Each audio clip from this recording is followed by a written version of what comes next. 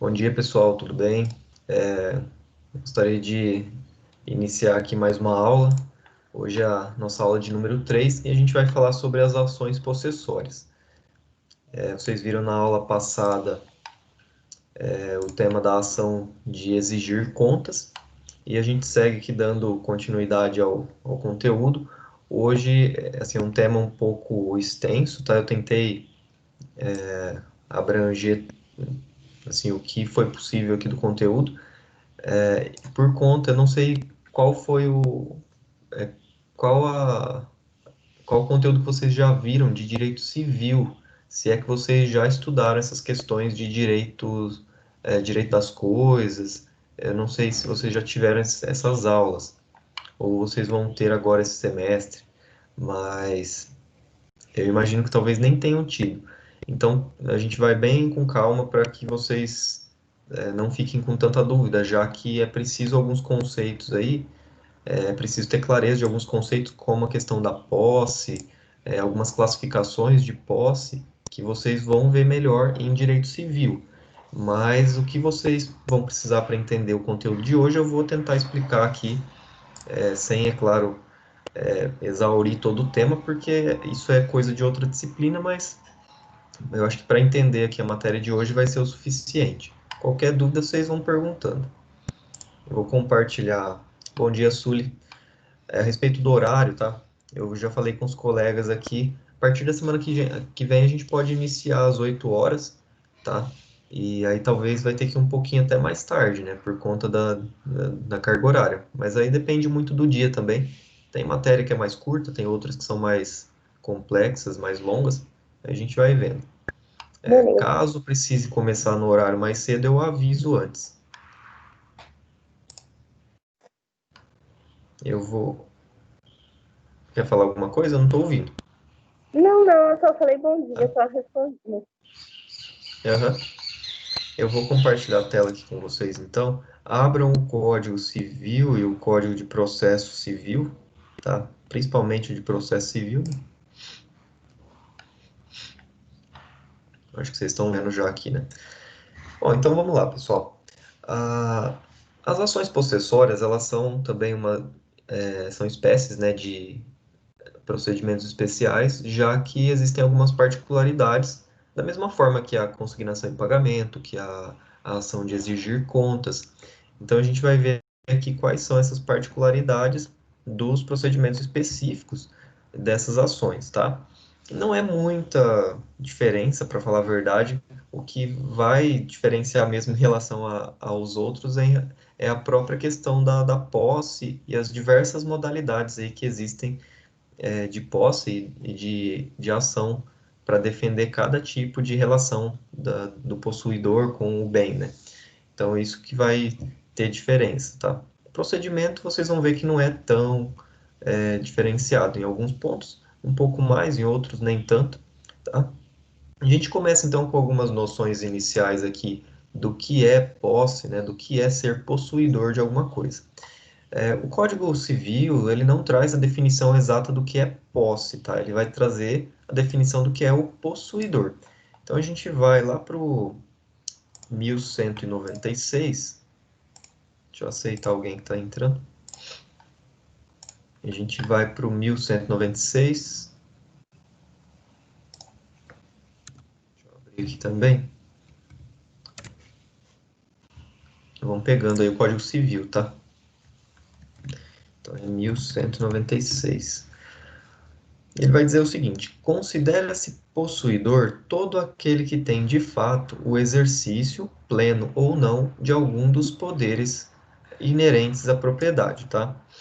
Então aqui, pessoal, a gente vê a definição do que é ser possuidor para o nosso ordenamento jurídico, né? Então, possuidor é todo aquele que exerce ou possui algum dos poderes inerentes à propriedade. Deixa eu abrir meu Código de Processo Civil também já. A gente tem duas teorias sobre o que é, né, e como que é caracterizada a posse. São teorias bem clássicas aí, se vocês quiserem fazer leituras complementares depois para entender um pouco melhor, mas eu vou trazer aqui o panorama, assim, resumido, geral das duas, tá? A gente tem a subjetiva, que foi elaborada por Savigny, que é um dos juristas bem clássicos aí que vocês vão sempre ouvir falar dele, e outra que é a objetiva, do Hering, que também é um jurista bem famoso. São antigos, tá? Já 300 anos atrás. Mas a teoria subjetiva, ela dizia que a posse necessitava de duas coisas, duas características para ser caracterizado enquanto posse, né? A primeira delas é o que se chamava de corpus, né? É a coisa, então o bem. E a segunda característica seria o ânimos, que é a vontade, né? O desejo ali de ser dono. Então, para Savigny, nessa teoria subjetiva, e é por isso que tem o nome de subjetiva, porque ela necessita de ser provado o ânimos da pessoa, ou seja, a vontade dela enquanto dono, assim, de atuar enquanto dono daquela coisa, daquele bem. Então, vai precisar do bem, de um imóvel ou de um bem móvel que seja. Vamos pensar aqui em um em uma propriedade rural, tá? Ou em um lote urbano.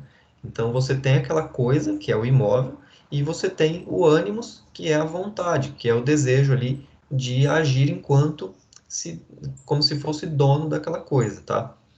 De exercer ali os poderes referentes àquele imóvel, aquele bem móvel também.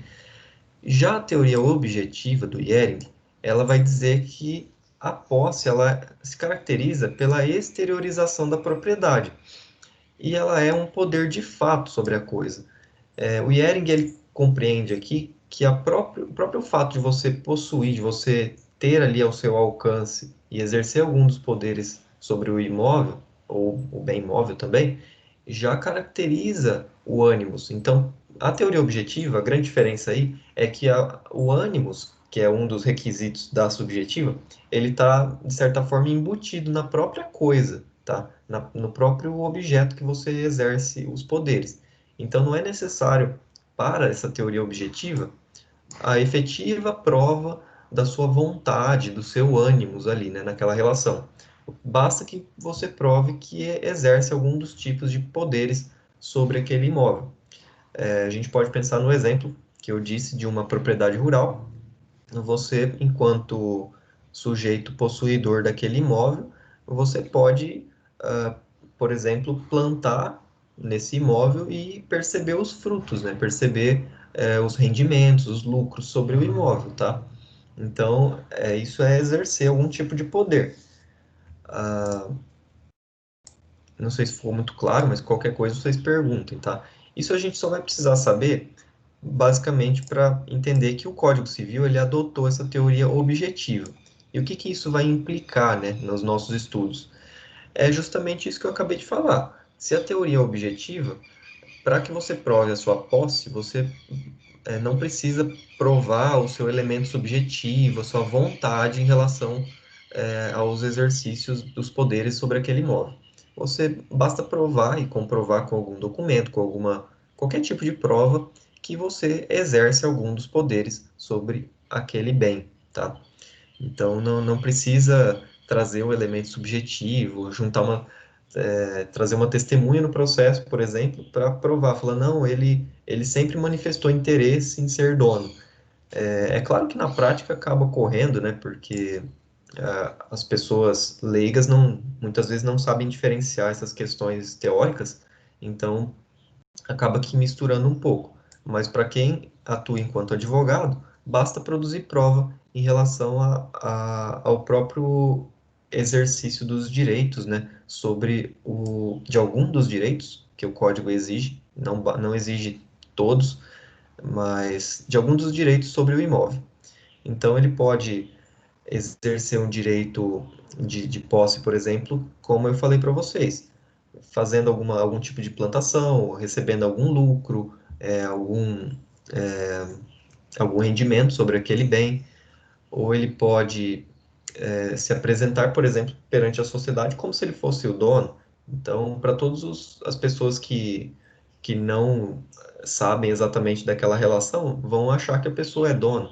Então, a pessoa vai, contrata terceiros para trabalhar naquele imóvel, é, em seu nome, como se fosse o dono, enfim, vai exercendo aí uma série de direitos sobre o imóvel ou o móvel, né? É que a gente está falando como exemplo aqui o bem imóvel. Então, no Código Civil, importa a gente saber que a teoria é a objetiva, tá? Que foi adotada. E, excepcionalmente, pode haver também a desqualificação dessa posse para mera detenção. O que que isso significa? A posse a gente tem enquanto a gente está exercendo esses direitos em seu próprio nome, né? Então, você, enquanto possuidor, você exerce um direito sobre o bem. A detenção, ela, ah, vamos pensar nela como se fosse uma subespécie aí, ou algo menor que a posse, digamos assim, tá? É um direito também, pode ter um direito de detenção, só que, na maioria das vezes, a detenção você exerce em nome de outra pessoa. Então, você não tem o direito de possuidor daquela coisa. Vamos imaginar, por exemplo, você vai mandar lavar o seu carro e você deixa o seu carro lá no Lava Rápido, no Lava Jato, sei lá. Deixa lá no local. Essas pessoas, enquanto estiverem com aquele bem, com aquele seu carro, elas são detentoras, tá? Elas não vão atuar, não vão exercer algum direito possessório sobre o carro. Elas vão meramente guardar, digamos assim, até que você efetue a busca lá do seu bem. Então, entenda essa diferença, que a posse, vamos imaginar que o carro não seja nem seu, mas que você exerça aí um direito possessório sobre o carro. Inclusive, caso vocês não saibam, pode até pedir uso capião de bem imóvel também, tá? Não sei se vocês já viram essa parte da teoria no direito civil. Mas digamos que você não seja proprietário, mas seja possuidor daquele carro. Vamos pensar num caso que você recebeu, aliás, você tinha um parente que não tinha nenhum herdeiro, e esse parente faleceu, e aí você passou a exercer a posse daquele bem, daquele carro. Você era o único conhecido ali, ou até parente colateral, ninguém abriu inventário, nem nada. Você está exercendo a posse daquele bem. Não é de sua propriedade, porque você não tem ali o registro dele, mas você é possuidor. E você, enquanto possuidor, você pode exercer, enfim, você pode levar esse carro, você pode, enfim, levar no mecânico, fazer o que você quiser. Ah, já no caso do detentor, essa ação de detenção, ela não implica em um caráter possessório, né? Ela não vai gerar aí nenhum tipo de direito possessório sobre o bem. Isso que é importante saber. Então, lembrar que a teoria aqui da posse é objetiva, basta que você comprove que exerça algum direito, só que esse direito ele também tem que ser de caráter possessório, tá? Ele não pode ser de mera detenção. Isso vai ser verificado no caso concreto, né? Não tem uma regra efetiva para tudo, mas vai ser verificado no caso concreto. E a detenção, ela não gera aqui o que a gente vai trabalhar hoje, que são essas ações possessórias. Então, se você for mero detentor da coisa, se aquilo tiver para você emprestado, ou se você tiver, enfim, de qualquer tipo dessas situações, não vai gerar para você o direito ali de exercer uma ação possessória, tá? Então é por isso que é necessário a gente identificar essa relação jurídica entre o sujeito e a coisa. Por quê? Somente a posse que é protegida pelas ações possessórias. Então não adianta eu alegar questões relativas, por exemplo, ao direito de domínio, né, que é mais ligado à propriedade em si, numa ação possessória. A ação possessória versa sobre questões relacionadas à posse, né? Então, não, não é assim, não é cabível aqui a discussão de relações de propriedade ou de outras questões que não sejam relativas à própria posse. Em relação à natureza jurídica, a gente tem aqui uma divergência doutrinária, enfim, jurisprudencial também, se é real ou pessoal, tá? Existem autores que abordam a posse enquanto um direito real, tá? Na medida que ela é derivada do direito de propriedade, né? E E existem autores que não, que dizem que não é um direito real, porque o Código Civil estabelece no... Deixa eu até achar aqui o artigo específico para vocês fazerem a leitura. Toda hora que eu vou... Só um minuto. Aparece uma barrinha de ferramentas em cima, bem na frente do...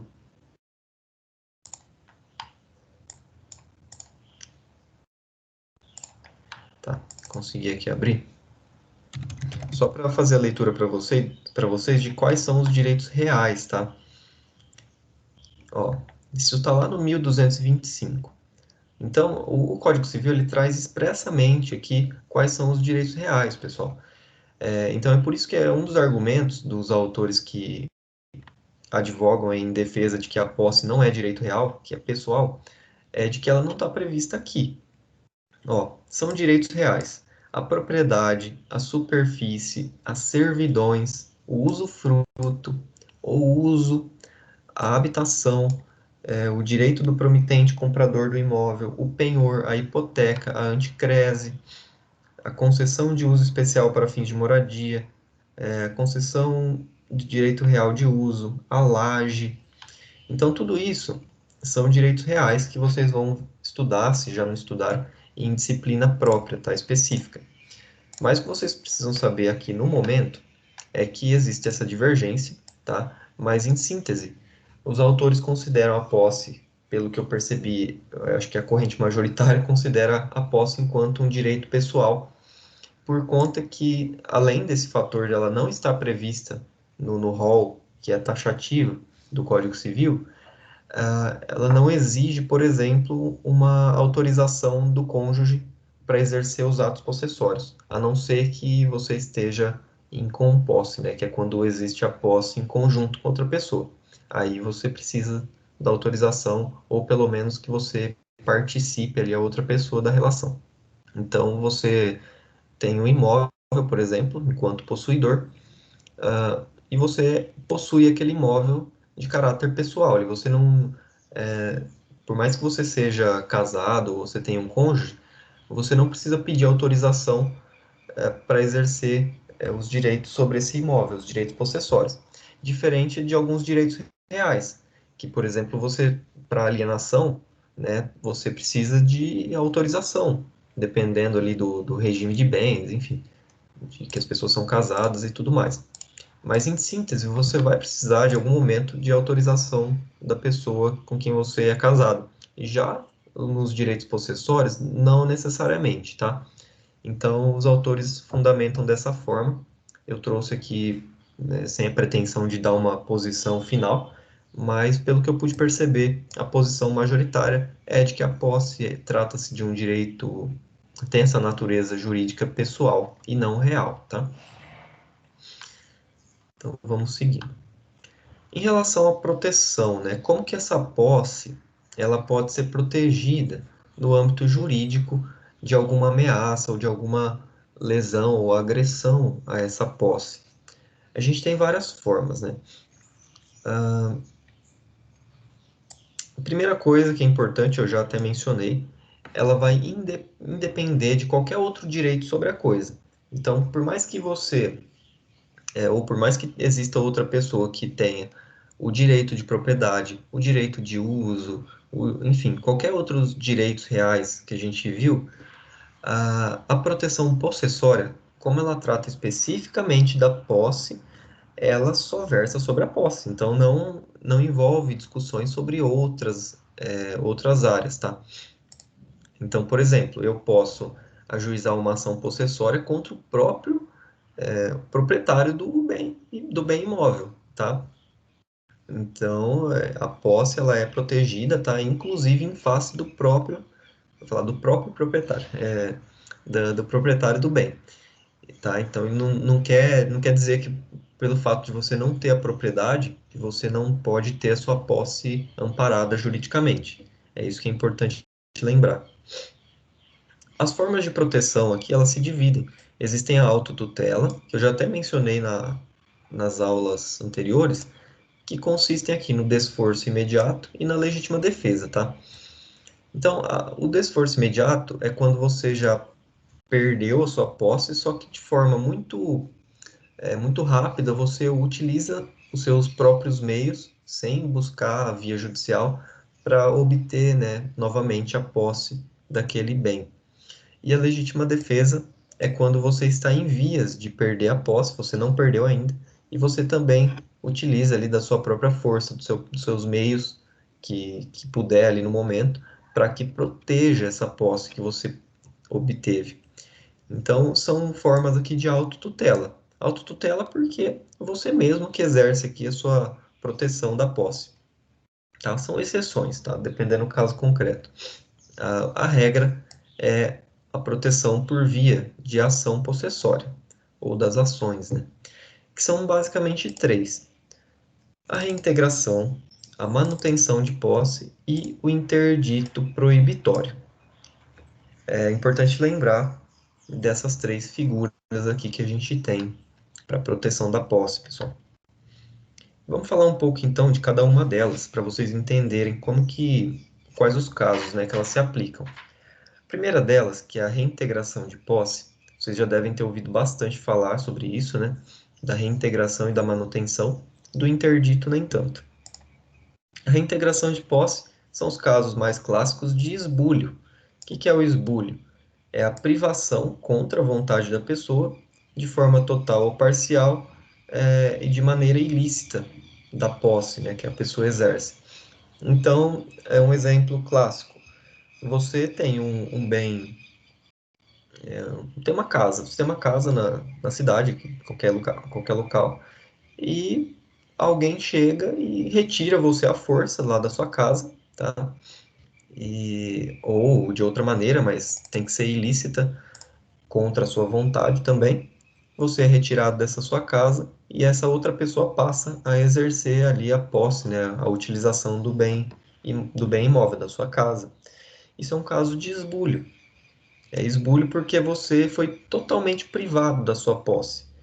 Você não tem mais nenhum direito possessório ali, nem a posse ela tem que ser exercida, né? Então você não está, pelo fato de você não estar mais ali com o bem ao seu alcance ali para exercer algum direito, você não tem mais a posse.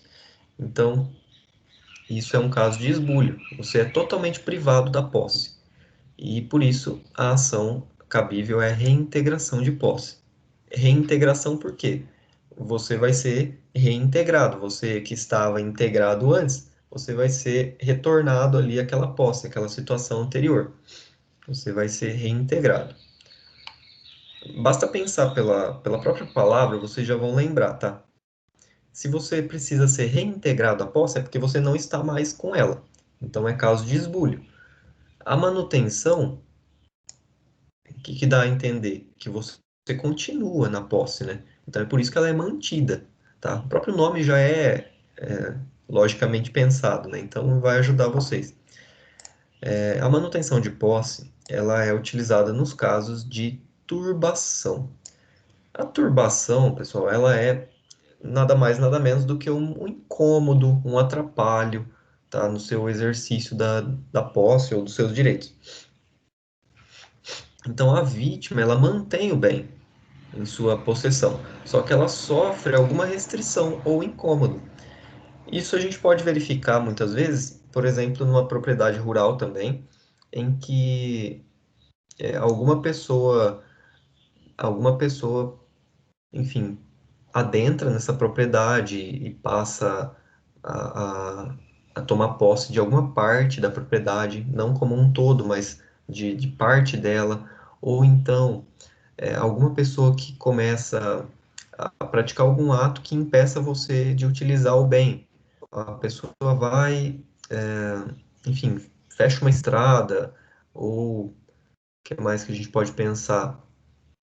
Um terreno urbano também, por exemplo. Você tem um terreno que ele está ali, está tudo devidamente cercado, bonitinho, e alguma pessoa vai e, enfim, coloca alguma coisa na frente ali, na sua calçada ali, não exatamente na calçada, porque não estaria dentro do terreno especificamente, mas ela adentra no terreno e não quer dizer que ela te esbulhou, que você não consegue exercer mais nada ali. Mas vamos pensar que ela começa a fazer algumas plantações ali, começa plantar alguma fruta, algum tipo de alimento, fazer uma horta no seu terreno, você, enquanto proprietário ou possuidor também, você continua com acesso ali ao terreno, você pode entrar, você pode até cuidar da horta da outra pessoa. Mas, de qualquer forma, pensando nesse lado de que você não concorda, né, com aquilo, a pessoa está turbando a sua posse. Então, você ainda tem a posse do bem, você consegue entrar naquele terreno, você consegue pegar suas coisas ou colocar coisas nesse local, só que tem ali um canteiro de verdura da pessoa, do seu vizinho, por exemplo. Então, isso é um atrapalho, é um empecilho para o uso da sua posse como um todo. Então, você consegue utilizar ali parte do terreno ainda, entrar nesse terreno, só que parte dele está ocupado com uma horta que o seu vizinho fez. Então, isso é uma turbação. É um caso que é um atrapalho, tá? É um empecilho. É caso de manutenção de posse, porque você ainda tem a posse do bem, só que você só precisa que o juiz dê uma ordem para que você seja mantido no bem, ou seja, a outra pessoa vai ter que sair. Os casos de interdito proibitório ocorrem quando existe ameaça, tá? Ameaça bem iminente mesmo de perigo a uma agressão da posse. Então, é um ato que ainda não foi concretizado, tá? Então, não foi praticado ainda. A pessoa chega lá, coloca um monte de coisa na frente do seu terreno e está ali querendo começar a construir no que é seu, tá? Então, não houve ainda uma ameaça, não houve o esbulho. Aliás, a ameaça houve, né? Não houve o esbulho, não houve a turbação nem nada. Só que é uma ameaça. Ameaça não precisa ser no sentido da pessoa chegar, colocar uma arma na sua cabeça e ameaçar, tá? Ameaça é no sentido de um risco, um perigo de perda da posse. Então pode ser qualquer coisa. Nesse exemplo que eu dei, a pessoa começa a despejar materiais de construção ali na, ao lado do seu terreno e começa a chegar funcionários falando que vão construir naquele terreno, que é seu, enfim, ou que você possui. E isso é uma ameaça, né? Está em vias de acontecer. E para que você se proteja, pode utilizar aqui do interdito proibitório, que o juiz vai mandar aquela pessoa se abster de fazer o que ela pretendia, tá? Essa escolha, ela vai depender, evidentemente, aqui do tipo de agressão à posse, como a gente trabalhou aqui, né? A reintegração é esbulho, a manutenção é para turbação e interdito para ameaça. O procedimento, por outro lado, ele vai variar conforme o tempo da posse. E a gente vai ver uma outra classificação que é o tempo ou a força da posse, que é classificada em posse nova ou posse velha. Não sei se vocês já ouviram falar, mas isso vai variar então e vai distinguir o procedimento que eu vou falar já já. Lembrando agora então que a escolha da ação, né, vai depender de acordo com a agressão praticada ou em vias de acontecer e o procedimento, né, se é comum ou especial, é conforme o tempo dessa posse. Então vamos lá. A posse ela vai se classificar aqui. Para o nosso interesse dos estudos de hoje, quando vocês forem ver especificamente a posse na matéria de direito civil, vocês vão ter aqui toda uma classificação, uma teoria. Aqui a gente precisa distinguir, basicamente, se a posse é justa ou é injusta. A posse é conceituada aqui enquanto justa ou injusta no artigo 1200, tá? Que vai dizer basicamente o seguinte, que é justa toda posse que não for violenta, clandestina ou precária. O que que significa? A posse ela é justa, então, quando ela não for violenta, clandestina ou precária. Violenta, a gente sabe o que é, né? Você está na sua casa, chega alguém e retira você à força de lá, sem a sua vontade, sem você querer, tá? Por meio da força bruta mesmo. A clandestina, ela ocorre às escusas, que os autores dizem, né? Ou seja, às escondidas. Está à noite, por exemplo, você tem esse terreno aí ao lado da sua residência, que é seu também, está na sua posse, e você do nada ali você percebe no outro dia que alguém entrou nesse terreno e cercou ali o terreno e está agindo como se fosse dono, né? Está possuindo aquele terreno. Isso é clandestino, tá? Porque não é permitido, é feito às escondidas.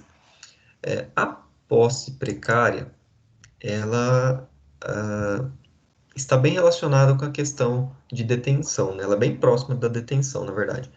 Então, a posse ela é precária quando você possui alguma coisa, mas, por exemplo, você sabe que em algum momento, em alguma data, você vai ter que restituir essa coisa ao seu devido proprietário ou possuidor. Então, por exemplo, você muda para alguma determinada cidade e você não consegue encontrar alguma casa para alugar, por exemplo. E você tem um amigo seu que tem uma casa vazia e ele te empresta essa casa, até que você consiga alugar uma efetivamente para você. Você sabe que aquilo não é seu, que aquilo está emprestado, né? E você, determinada data, vai ter que devolver, que restituir esse bem ao devido possuidor ou proprietário. Nesse caso, é um exemplo de posse precária, tá? Você possui ali enquanto perdurar alguma condição, algum termo específico. Então, no momento que você tiver que devolver o bem para o seu possuidor, o seu dono, você não tem mais a posse, tá? Então você sabe que é algo limitado, que não é algo que você vai exercer até que, enfim, que queira. O artigo ele não esgota as hipóteses, tá? Então pode haver aí outros casos em que a pessoa, por exemplo, ela vai adentrar num bem imóvel, num terreno, como o que eu já venho falando, em pleno dia. A luz do dia ela entra, tá? Sem nenhuma resistência, então a posse não é violenta. Não foi escondido, então não é clandestino. E também não é precário, né? Ela entra com a intenção de ficar mesmo. Nesse caso, pessoal, é importante entender que esse artigo ele não é taxativo. Então existem outras hipóteses, tá?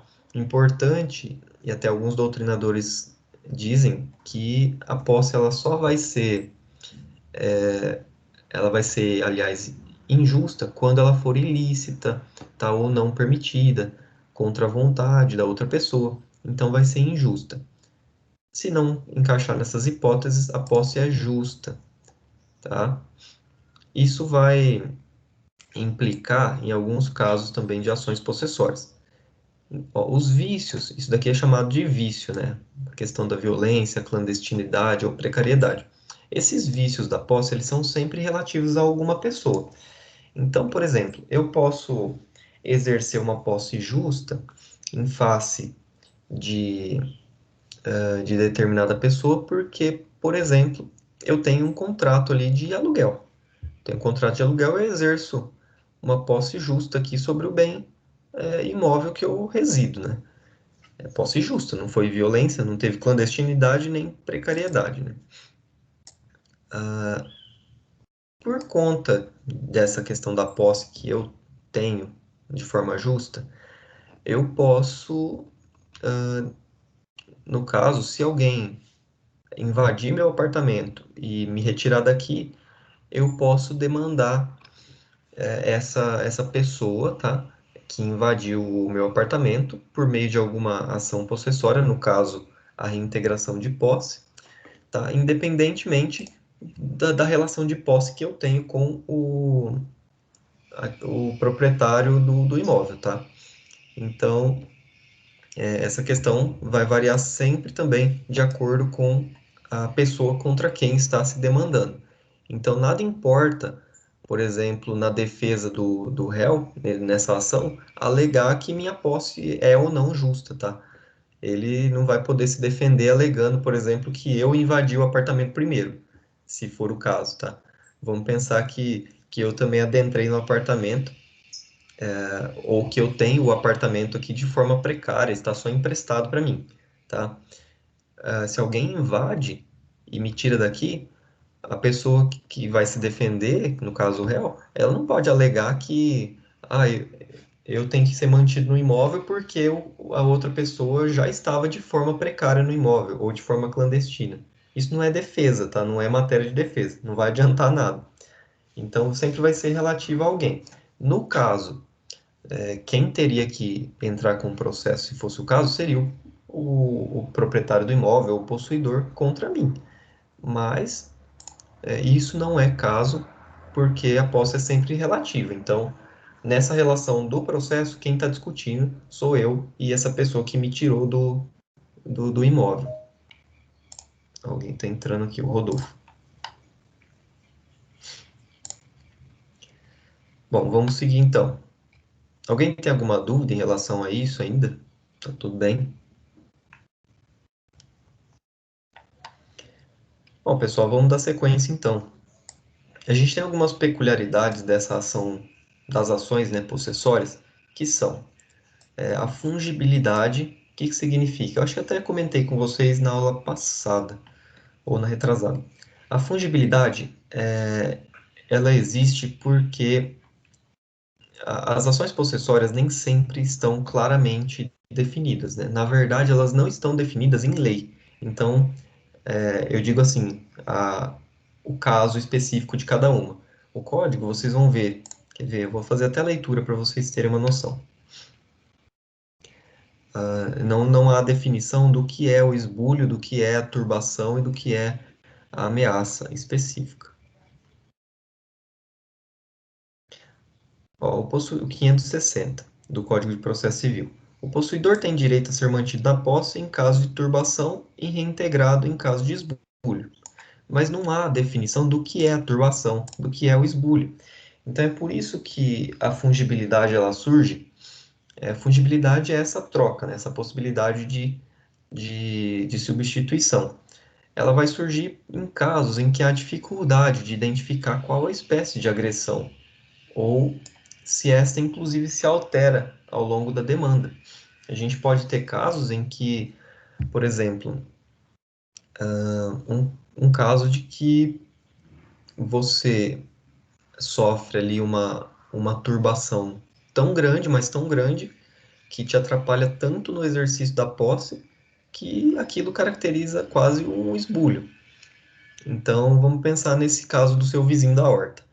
A pessoa vai, faz a horta, faz o canteiro, aí ela enche o terreno com fruta, com verdura, um monte de coisa, faz cerca no terreno e tudo mais. Em nenhum momento ela te expulsou de lá. Só que a turbação ela foi tão grande, esse incômodo, esse atrapalho, foi tão grande. A pessoa ocupou o terreno inteiro, tá? Não deixou nenhum espaço para você. E isso que se caracteriza quase como um esbulho mesmo, tá? Então não tem como você definir especificamente em alguns casos, se é manutenção, se é reintegração, se é interdito proibitório. Mesma coisa, você pode entrar com um processo de interdito proibitório porque teve uma ameaça. Só que daí 2 dias, a pessoa vai e te tira a força de lá do seu bem, do seu imóvel. Então não é mais ameaça, aquilo já foi consumado, já foi um esbulho. Nesse caso, é por isso que a fungibilidade é importante, tá? Nos casos de dificuldade de identificação e também nos casos de que essa agressão ela se altera ao longo da demanda. No caso de ameaça para turbação, de ameaça para esbulho, tá? Então, no começo era uma coisa, ao longo do processo mudou. Isso é importante porque o juiz ele não vai se ater especificamente ao que foi pedido na inicial, tá? É claro que a pessoa tem que fazer os pedidos conforme o caso, mas não necessariamente o pedido ele vai vincular o juiz na hora da sentença, tá? Então pode ser que o autor pediu no caso, a manutenção de posse, só que o caso era de reintegração. Então o juiz vai decidir de acordo com a reintegração de posse, tá? Ao final. Nesses casos, é importante para que o juiz ele não incorra aí em julgamento extra petita, né, além do pedido que foi feito na inicial. Isso poderia ser caso de recurso. Então, como existe essa fungibilidade, ou seja, as ações elas podem se misturar, elas podem ser substituídas, trocadas, tá? O juiz ele vai julgar de acordo com o caso concreto e não vai levar ao pé da letra ali a nomenclatura que é dada na petição inicial e nem aos pedidos feitos. É claro, é claro que não vai atingir erros grosseiros, tá? Então, se é um caso de ameaça e você claramente de ameaça, tá? E você entra com uma ação de reintegração de posse, tá? Se nem houve a perda da posse, nesse caso também aí não dá, né? Então o juiz vai indeferir o seu pedido, vai julgar improcedente que seja. Mas é importante vocês lembrarem que quando houver realmente uma fundada dúvida sobre a espécie de ação ou essa alteração ao longo do processo, o que ocorre é essa fungibilidade. Agora, se você também errar de bobeira no processo, não vai ter santo que te salve, né? Não vai ter como você ter a procedência da ação. Vamos ler aqui o artigo 554 do CPC, que é o que vai falar sobre isso. A propositura de uma ação possessória em vez de outra não obstará que o juiz conheça do pedido e outorgue a proteção legal correspondente àquela cujos pressupostos estavam provados. Então, nesse caso, é o que eu havia falado para vocês. A pessoa entra pedindo a manutenção de posse, mas na verdade é reintegração, ou o contrário. O juiz, na hora da decisão, ele vai verificar o caso concreto e a providência jurisdicional de acordo com a realidade, né? Não vai ser exatamente conforme o autor pediu. É claro que tem casos em que, claramente, a gente distingue uma coisa da outra, né? Então, é o caso que eu falei. A pessoa vai ter que analisar o caso, né? O advogado. E aí, quando for muito distinto, não vai ter como, vai ter que pedir, fazer o pedido certo, tá? Outra peculiaridade é a chamada cumulação de demandas. A gente vai ver processos e alguns tipos de ações que não admitem que você faça pedidos estranhos ao processo, né? Então, nesse caso das ações possessórias, existem possibilidades, tá, de cumulação de pedidos com o rito especial, desde que não haja problema, não impeça o rito especial. Então vamos lá para o artigo 555, que já vai trazer expressamente, ó, é lícito ao autor cumular ao pedido possessório o de. E aí tem uma lista, né? Na verdade são 4 casos. Então, pessoal, além do seu objeto da ação mesmo, que é a reintegração, a manutenção ou a inibição, né, da ameaça, você pode pedir condenação em perdas e danos, tá? Se você ficou um tempo fora da sua posse e a pessoa que exerceu essa posse, ela teve ali lucro com alguma coisa que tinha na propriedade, ou ela praticou algum dano de alguma coisa, você pode pedir essa indenização. A indenização dos frutos, né, que foi o que eu falei. Se a pessoa teve lucro, se ela teve rendimentos, ela teria que indenizar você, e você já pode pedir isso no próprio processo da ação possessória. E o parágrafo único. Pode o autor requerer ainda imposição de medida necessária e adequada para 1. Evitar a nova turbação ou esbulho, e 2. Cumprir-se a tutela provisória ou final. Nesse caso, a gente pode pensar em multa, tá? A gente pode pensar em multa. O autor ele pode solicitar ao juiz que fixe uma multa, já antevendo que a pessoa vai poder praticar novamente aquela agressão à posse, tá? Então ele pode pedir uma multa, falar, olha, juiz, fixa uma multa aí caso essa pessoa volte a praticar esse esbulho, essa turbação da posse. E aí o juiz pode verificar e fixar essa multa sim, tá? Na própria ação possessória. Então é isso que vocês precisam entender. Na ação possessória não necessariamente vai ter somente o pedido possessório, tá? Não somente a questão da proteção da posse. Você pode pedir os frutos, enfim, perdas e danos, tá? Coisas relacionadas também. Outra peculiaridade é o caráter dúplice dessa ação. É o que eu venho falando para vocês na consignação e na ação de exigir contas. Existem casos em que o réu ele não precisa apresentar reconvenção para fazer pedidos em relação ao objeto da demanda, tá? Vamos pensar que o réu ele também esteja alegando que é possuidor legítimo do imóvel. E ele pode pedir muito bem que o juiz condene a parte autora a pagamento dos frutos por perdas e danos, né, que for verificado.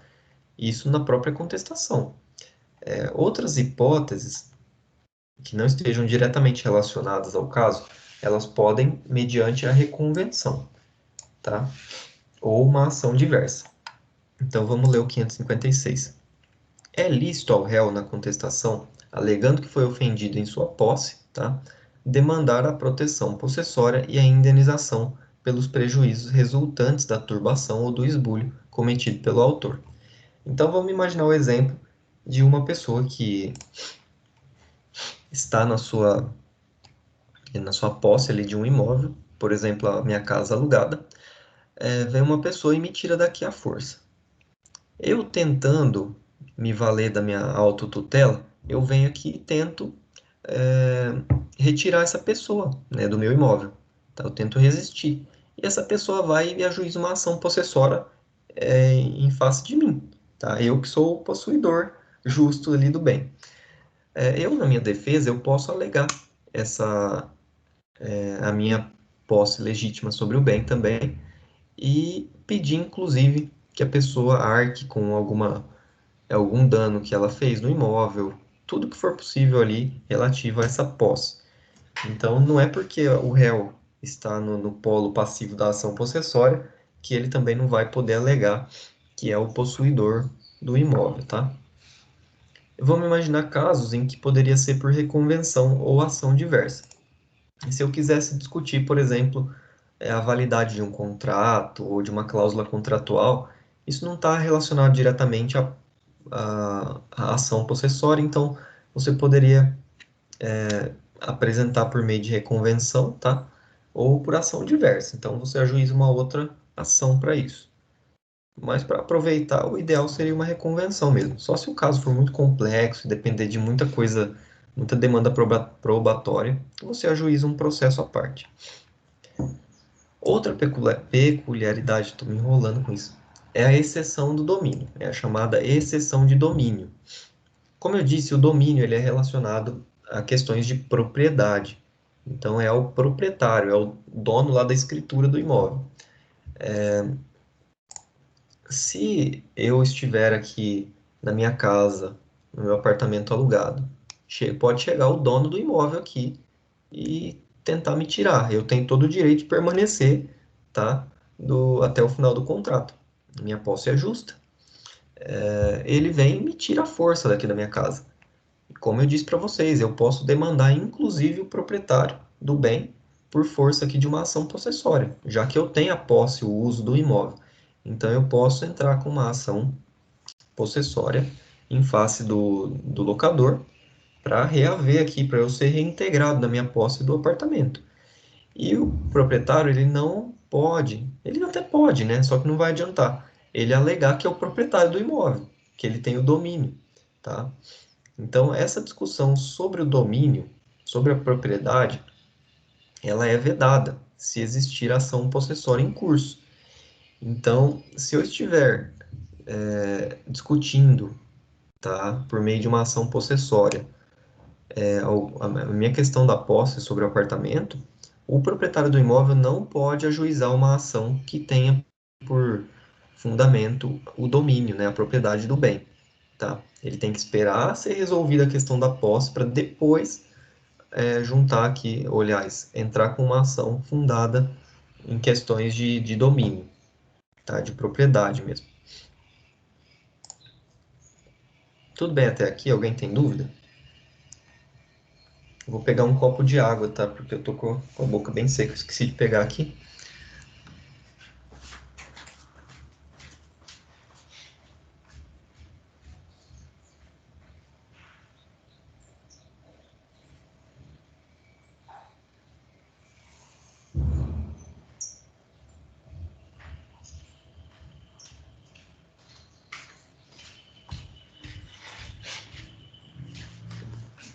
Pessoal, alguém tem dúvida sobre o que a gente falou até agora? Tá tudo certo? Como eu disse. Oi, pode falar. Eu falei assim que pra mim tá tranquilo, você tá explicando excelente. Como eu disse, talvez pode ser um pouco mais complicado, porque eu imagino que vocês não tiveram esse conteúdo ainda em direito civil. Mas quando vocês fizerem a leitura dessa matéria mesmo de processo civil ou tiverem o conteúdo, vai facilitar bem o entendimento, tá? Mas eu acho que estou tentando resumir aqui o que é mais primordial na questão da posse, que é para vocês compreenderem os fundamentos aqui desse tipo de ação, né? Desses tipos. E agora a gente vai falar dos procedimentos, então, tá? Na verdade, basicamente um procedimento único com algumas divergênciazinhas aqui. Pessoal, a gente vem falando, né, de várias formas de procedimento, de ações.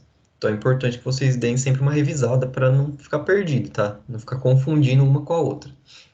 Mas o das ações possessórias, a gente vai falar agora e tem algumas peculiaridades também. Primeiro, sobre as ações de manutenção e reintegração de posse. Elas são pautadas aqui no mesmo procedimento dos artigos 560 e 566, que estão lá, tem uma seção própria, né, para essas duas ações. Então, não há uma distinção aqui para esses dois tipos de processo, tá, de ação, de manutenção e reintegração.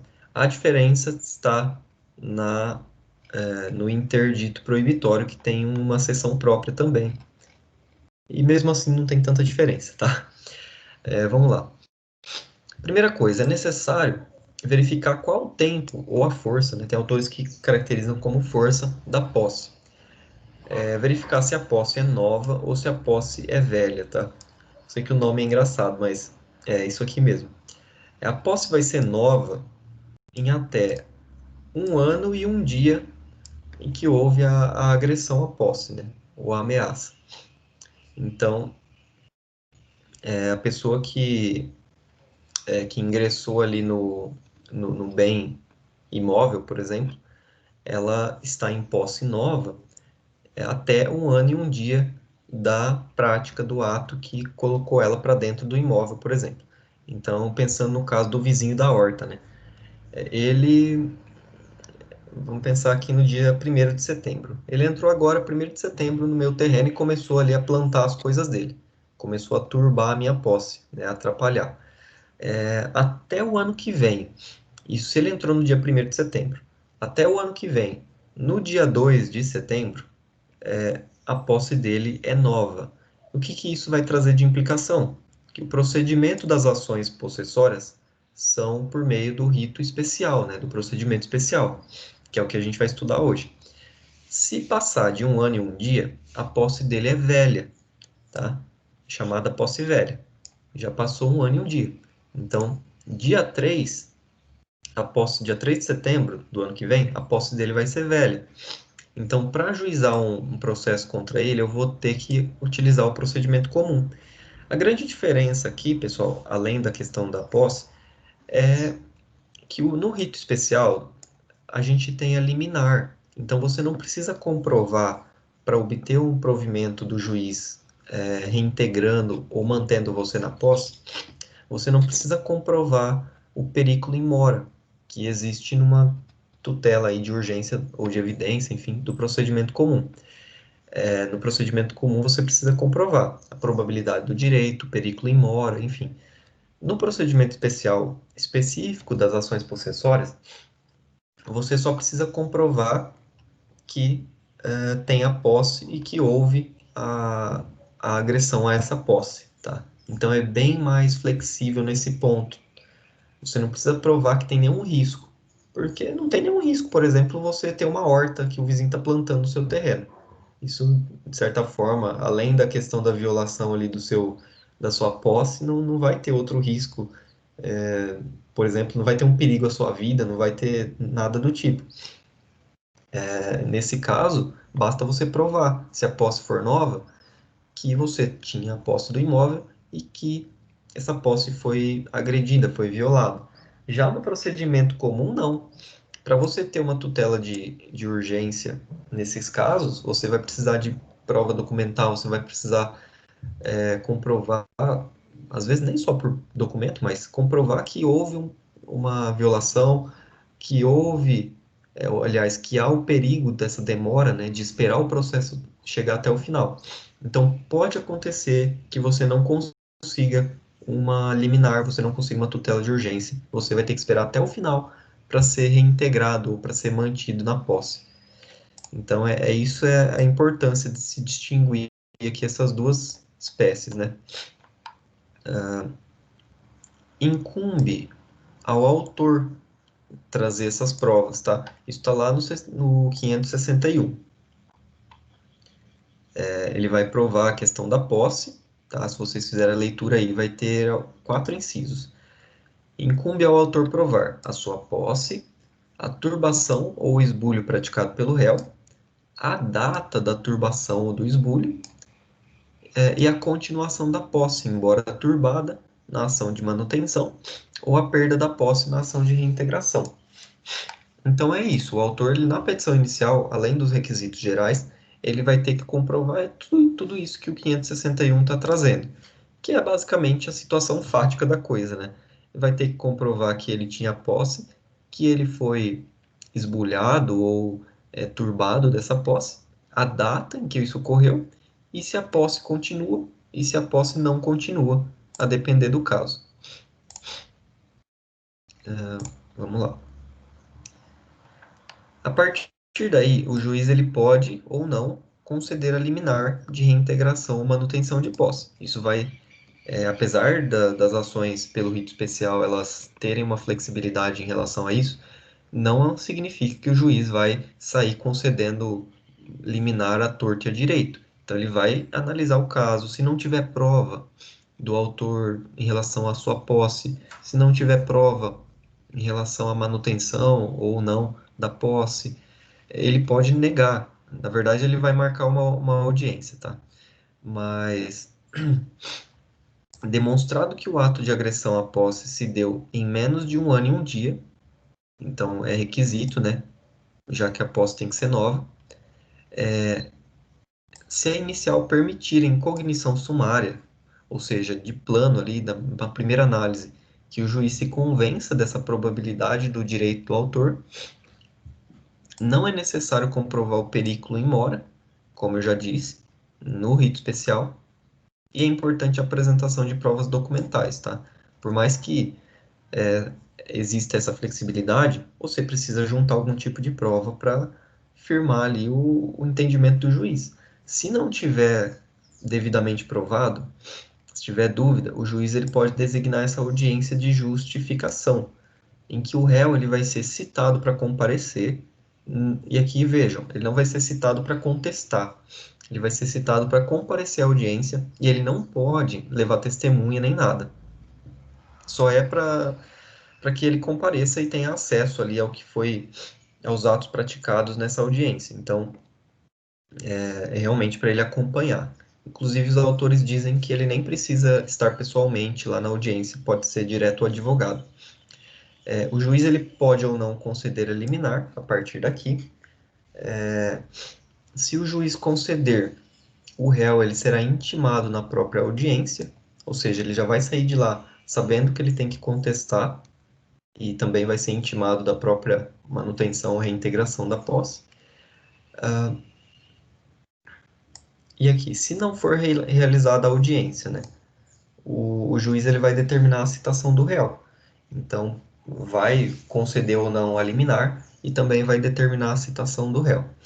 Nesse caso, não tem regra diferenciada, pessoal. Vai manter as regras de citação gerais que vocês vão estudar ou já estudaram. Única diferença é em relação aos casos de multidões no polo passivo, tá? Então, a gente tem casos, principalmente nessas ações possessórias, em que é um grupo de pessoas, muitas vezes bem grande, que exerce aqui essas ações de violação à posse e tudo mais. Vamos pensar nos movimentos. É claro que isso pode ser movimento organizado ou não, mas movimentos do sem-teto, sem-terra, tá? Ou outros tipos de grupos, tá? Que possam praticar atos que violem posse, tá? Então, a gente vê aí na mídia os casos que ocorrem. Então, nessas possibilidades de grupos de pessoas, de multidões, não tem como citar todo mundo de forma pessoal. Então, o código ele já previu aqui um procedimento que é bem elogiado pelos doutrinadores. Isso está lá no artigo 554. Tá. No parágrafo 1º aqui, ó. No caso de ação possessória em que figure no polo passivo grande número de pessoas, serão feitas a citação pessoal dos ocupantes que forem encontrados no local e a citação por edital dos demais, determinando-se ainda a intimação do MP se envolver pessoas em situação de hipossuficiência econômica da Defensoria Pública. Para fim da citação pessoal prevista no parágrafo 1º, o oficial de justiça procurará os ocupantes no local uma vez citando... por uma vez, citando-se por edital os que não forem encontrados. E aí o parágrafo 3º, que o juiz deverá determinar que se dê ampla publicidade da existência da ação e dos respectivos prazos, tal, e ele pode, inclusive, mandar publicar em jornal, em rádio, tudo mais, né, nos meios de comunicação, para que realmente as pessoas fiquem sabendo. Então, pessoal, nesse caso, acontece a citação pessoal de quem estiver no local e puder ser identificado, a citação por edital dos demais, e aí o juiz vai mandar que se dê ampla publicidade, tá? E eu vou ter que pegar o carregador no notebook, já vem. Vou pegar mais água também.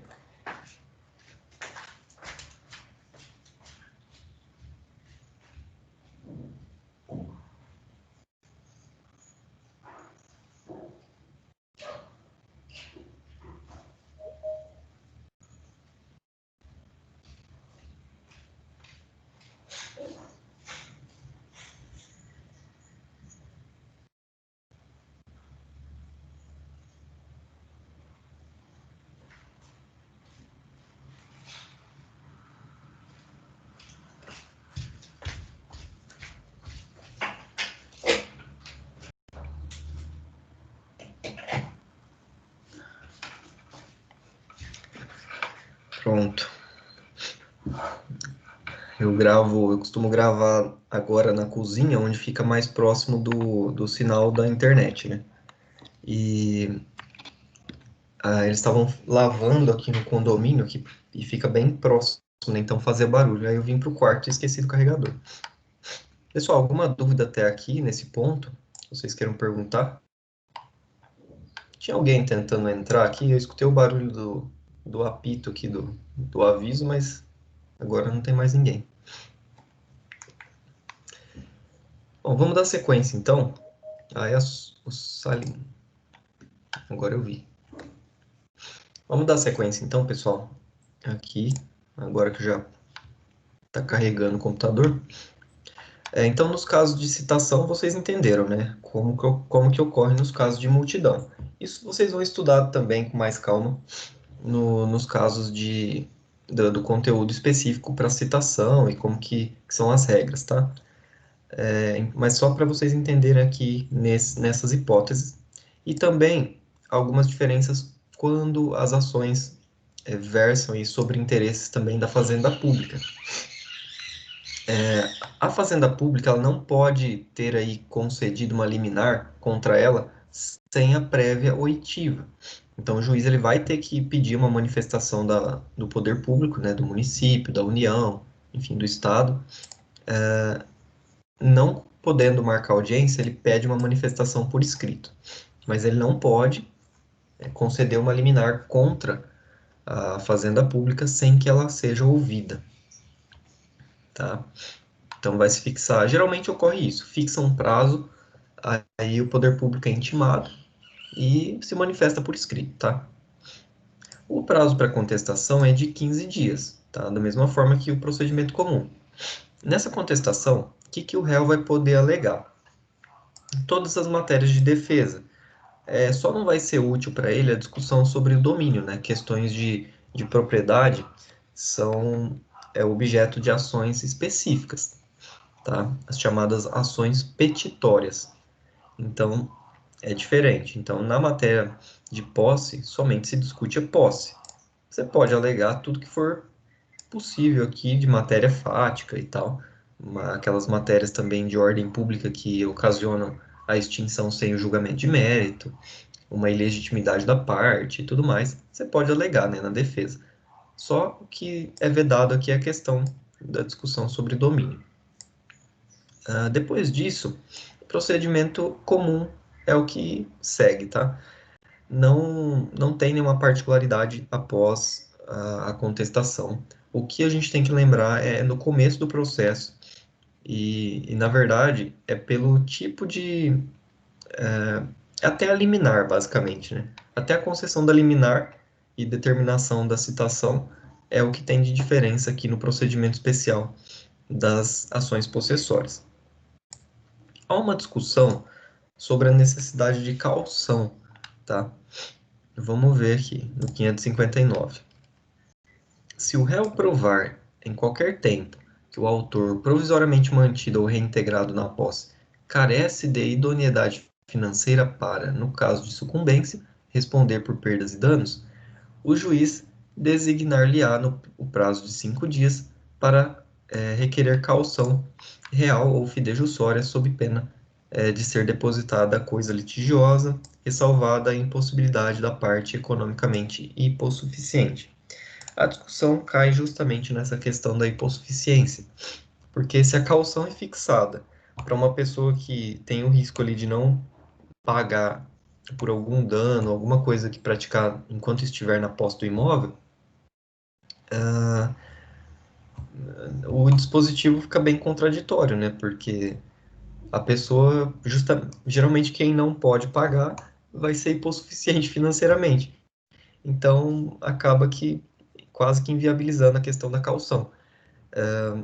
A gente pode imaginar que os casos de que haja alguma diferença nisso residam aí nas hipóteses de que ele trata aqui primeiro, né, de carece de idoneidade financeira. A gente pode imaginar alguma pessoa que, por mais que tenha bens, tá, então ela não é hipossuficiente financeiramente ou economicamente, então ela tem patrimônio, só que ela recorrentemente ela pratica o calote, né, digamos assim, ela não paga suas dívidas. Então, isso poderia caracterizar uma hipótese aqui de solicitar uma caução do juiz. Então, a pessoa ela não tem idoneidade financeira, já que ela vive descumprindo aí suas obrigações, tá devendo e tudo mais. Só que ela tem condições, ela não paga porque não quer mesmo. Então, nesses casos, é o que a gente pode imaginar de hipótese para uma provável caução, tá? Do resto, a pessoa vai cair na hipossuficiência e realmente não é exigido. Já que se ela não tem condições, como que ela vai dar um dinheiro em garantia, né? Vamos então, pessoal, para outra forma, para outra ação possessória, que é o interdito proibitório. Nesse caso, lembrem que a ação ela é promovida no caso de ação, aliás, no caso de atos que envolvam ameaças, tá? E não a própria lesão da posse. Então, a pessoa está em vias de praticar uma turbação ou um esbulho, mas não o faz. Então, é um risco bem, assim, iminente mesmo, de muito, muito evidente ali no caso, que autoriza a ajuizar esse tipo de ação. Ela tem um caráter inibitório, ou seja, de evitar que a pessoa pratique o ato, já que ela não praticou ainda, né? Então não tem como mandar ela sair do imóvel se ela nem entrou, tá? Vamos ver o artigo 567. O possuidor direto ou indireto que tenha justo receio de ser molestado na posse poderá requerer ao juiz que o segure da turbação ou esbulho iminente mediante mandado proibitório, em que comine ao réu determinada pena pecuniária, caso transigida o preceito.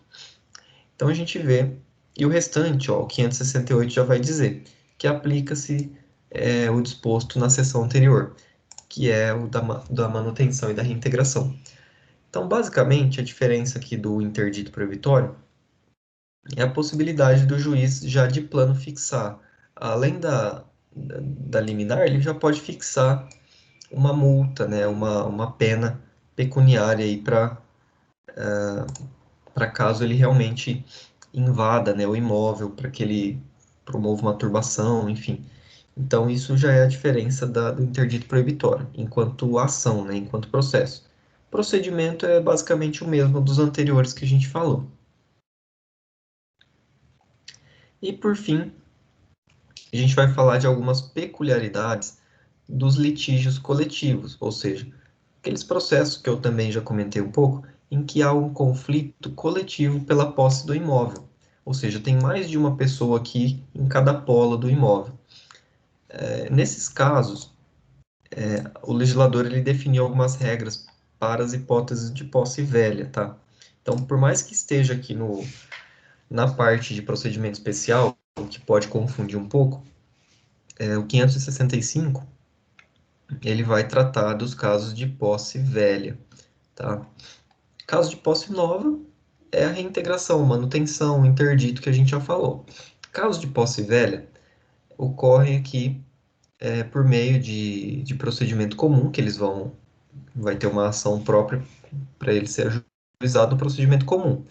E só que por conta da particularidade do caso, o código decidiu adotar aqui algumas especificidades, né, que pensando em melhorar aqui o procedimento comum também.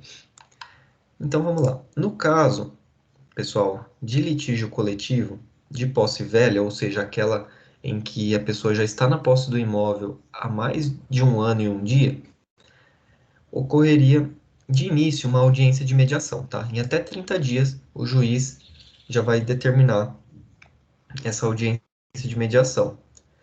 O MP, ele vai ser intimado em qualquer caso, tá? Ele vai participar do processo.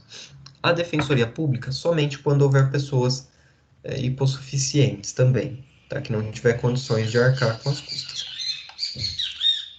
O juiz ele vai poder intimar os responsáveis também pela política agrária ou urbana do local, ou seja, ele pode intimar o INCRA, pode intimar, enfim, algum responsável do município desses setores para atuar também, porque muitas vezes esses conflitos coletivos envolvem questões muito sensíveis de maneira social, né, eu digo, e isso traz questões aí, muitas vezes, que não se restringe meramente à relação entre as partes, né? Isso diz respeito à política fundiária, diz respeito à política agrária, né? Enfim, e por isso que se exige aqui, na verdade, se faculta, né, ao juiz a intimação desses responsáveis, porque talvez eles possam ter informações úteis ao processo, tá?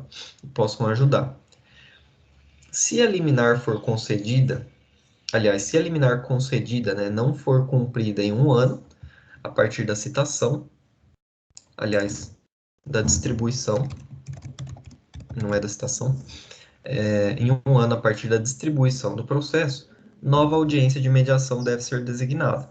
Então, o juiz concede uma liminar ali nesse processo, tá? Para, enfim, reintegração, manutenção. Se essa liminar não, por N motivos, não conseguir ser cumprida, efetivada até um ano, a partir da distribuição, né? Do momento em que protocola inicial, não necessariamente do protocolo da inicial, é que hoje, como o processo eletrônico é praticamente ao mesmo tempo, mas vocês vão ter a data da distribuição lá. Então, a partir da distribuição, a nova audiência de mediação vai ser designada, justamente para verificar se houve alguma mudança de situação fática, se o porquê que essa liminar não foi cumprida. Talvez as partes agora, depois de tanto tempo, possam entrar num acordo, né? Então é por isso. E outro ponto também é que o juiz pode comparecer ao local. Os autores até criticam isso porque dizem que é algo bem desnecessário, já que o juiz, em qualquer caso, ele pode comparecer no local, não demanda necessariamente aqui um processo que envolva interesse coletivo, tá? Mas é só para vocês saberem essa diferenciação aqui de processos que envolvam litígios coletivos. Nos casos de posse velha, ele, por mais que ele corra no procedimento comum, ele tem essas particularidades aqui também, tá? Pessoal, alguma dúvida? A gente finaliza por aqui o conteúdo, tá? Alguém tem alguma questão sobre o que a gente falou? Quer esclarecer algum ponto? Ficou meio duvidoso aqui.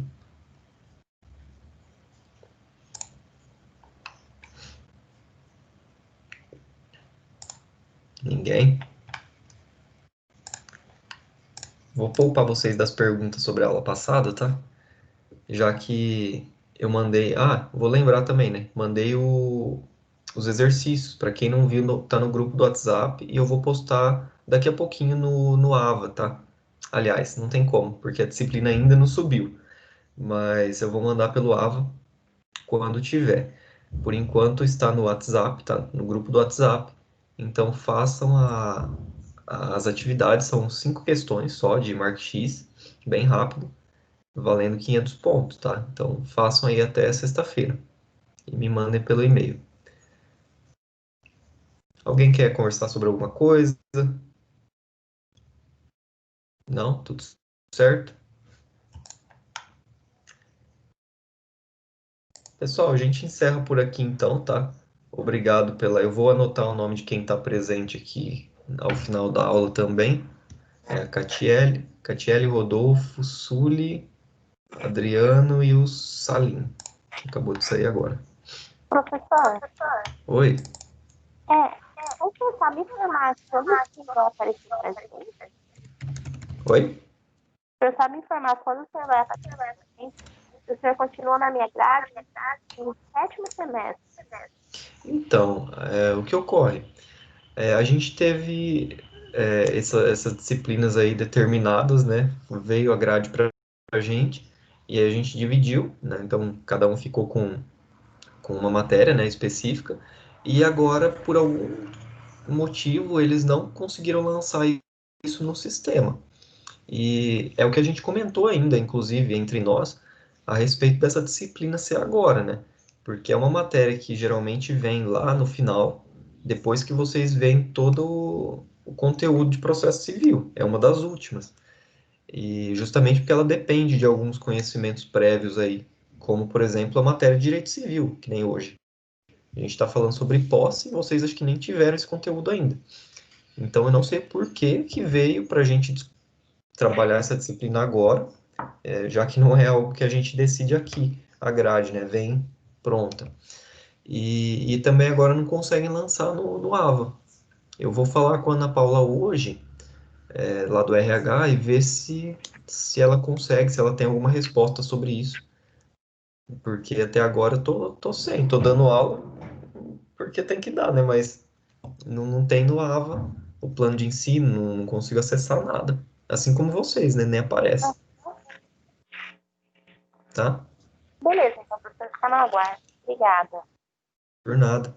Pessoal, então, muito obrigado pela presença de vocês e até a próxima semana, tá?